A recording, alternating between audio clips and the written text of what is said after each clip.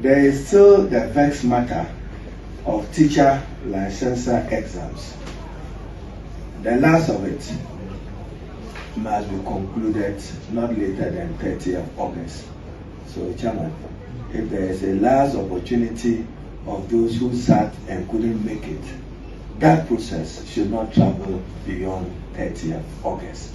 So you are to work with the registrar, get us a firm date, and we put that off.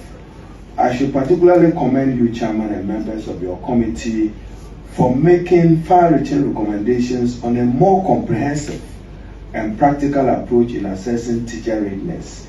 This new model, which will guide the teacher licensure exams, goes beyond just solely paper-based exams. It incorporates assessment, supervised practicum evaluations, and structured mentorship programs, ensuring that newly trained teachers demonstrate not just theoretical knowledge, but actual classroom competence.